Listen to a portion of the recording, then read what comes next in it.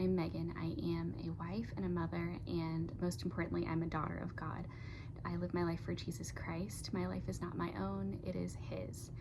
And I've come on here today to share a dream that the Lord gave me surrounding the idea of letting go of what your hopes are and instead being open and surrendering to what God has for you instead. So I'm just going to go ahead and jump into the dream. I'm looking at my notes down here. Yes, so the idea here is that you need to let go before you can receive the fullness of what God has for you. And in this dream, I was nurturing a little chick. It was very cute, but what was different about this chick was it looked like a toy. Like, it looked pretty. I literally have something in my eye right now. I'm not gonna let the devil stop me. Not today, Satan. Okay, so I had a little chick and it was very cute and it looked very real. Think kind of like the AI toys that are out right now.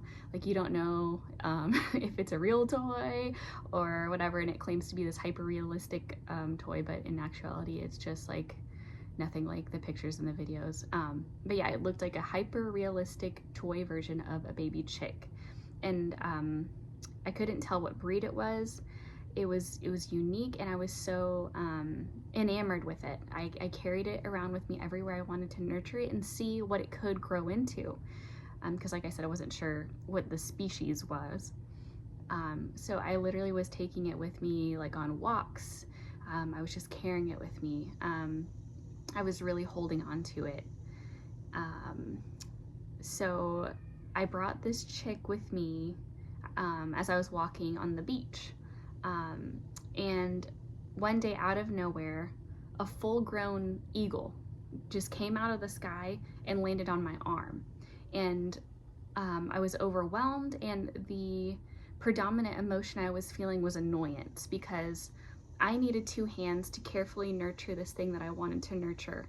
But this eagle, this full-grown adult eagle, demanded all of my attention, all of my strength and focus. It was this huge, majestic bird.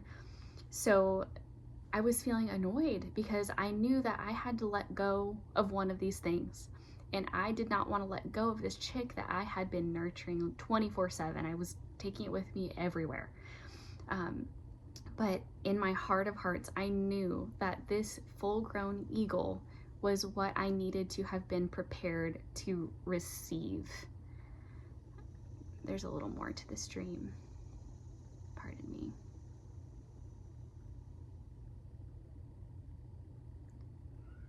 Yes, so what the Lord had revealed to me about my heart and what I needed to know personally from this dream was there was a pridefulness in me wanting to take ownership of this chick. I wanted to be the one to see it through from infancy to adulthood.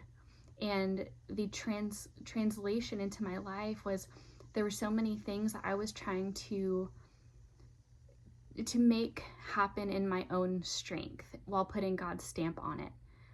And the significance of the chick being kind of like a toy and not a real living creature was that toys are a man-made thing, just like many of my dreams and hopes at the time were manufactured desires. And in my heart, I knew that this probably wasn't from God. This was coming from my own heart, but I wanted it to be real. And the reality was, this toy chick could not grow. I wanted it to grow. I wanted to nurture it. I wanted to make it grow, but because it wasn't actually real, I couldn't do it. And the Lord is putting on my heart the verse right now about how the builders, they labor in vain if the Lord does not build the house. So yeah, we can do nothing apart from Him, nothing at all. And another significant point about this dream is this chick was an infant. It was in the baby stage, and this eagle was a full-grown eagle, and it was coming to me. And the Lord was highlighting the importance of being surrendered to Him and being open, being available to what He is trying to bless us with and lead us into. And the fact that this eagle is full grown was that I played no part in bringing up this eagle to adulthood. That was something that the Lord had done. He brought this majestic thing into adulthood without me. And this eagle was more majestic, more powerful, more interesting than what this little chick could have grown into, because I didn't know what species it was, but it looked most like a chicken. And I personally love chickens, honestly. But if you're talking about like majesty and interest, an eagle is way more cool than a baby chick. So yeah, there are a few points in here to highlight. But the final one is that what you're surrendering, what the Lord is calling you to let go, that maybe you've been trying to contrive in your own strength, pales in comparison to the majestic and wonderful, beautiful plans that He has for you. So I encourage you, if the Lord's calling you to let go, to just let go and to trust that every good and every perfect gift comes from Him. And you don't know what interesting, beautiful, full-grown dream or blessing the Lord just wants to place in your hands because He loves you. And another thought that's coming to mind is that in the time of waiting for that thing, He wants to prepare you to be able to hold what He has for you. Like in that dream, if I had been more ready for the eagle, maybe I could have been, I don't know, researching how to take care of eagles. I don't know. I could have been doing something to prepare myself. At the very least, I would have had my arms open and ready to kind of brace myself for that eagle coming down into my arms.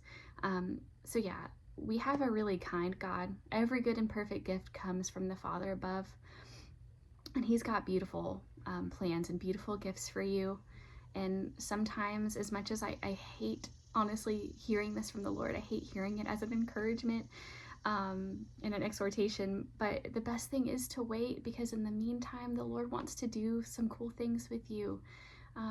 The pinnacle of this life is not the blessings. And this is hard to say coming from a person who really lived for the blessings. I did. I lived to go from one mountaintop to the next mountaintop, and in the valleys I was just waiting for the next mountaintop. And I'll have to share a different dream another time, but the Lord used that dream and other means to show me that I was running ahead of Him, and I was missing out on so much life because I was just trying to get to that next mountaintop, when God is the point. He is the point. Every blessing is rich, and it's a blessing because He is in it. There's nothing that He gives us, no blessing, no earthly good, that is inherently good apart from Him. Every blessing pales in comparison to Him. He's the greatest blessing. And every blessing on earth will just serve as a guide to point us to the ultimate blessing, which is Him. And we have Him all the time. There's never a moment where His presence is not with us. At His right hand are pleasures forevermore. So I encourage you, to not just let go. Like, it's okay to grieve the thing, of course, that you're letting go of. But know that He's going to fill your hands. I'm thinking of that verse, open wide your mouth and He will fill it. It's okay to be in that vulnerable state of a baby bird with its mouth open waiting for its mom, because its mom is designed to fill its mouth, and this is just a bird. This is a bird with a tiny brain, and it will faithfully deliver food to its offspring, barring any accidents or anything like that. But God, so much more, will be faithful to fill our mouths with good things if we would wait for Him and draw from His strength, draw from the power of the Spirit to be able to have self-control, to have patience, to wait for the things He has for us. He will sustain us until then. God has good things for you, and He loves you, and He can't wait to bless you with a full-grown, majestic, adult-sized blessing or calling that's made just for you. I pray that this blesses you.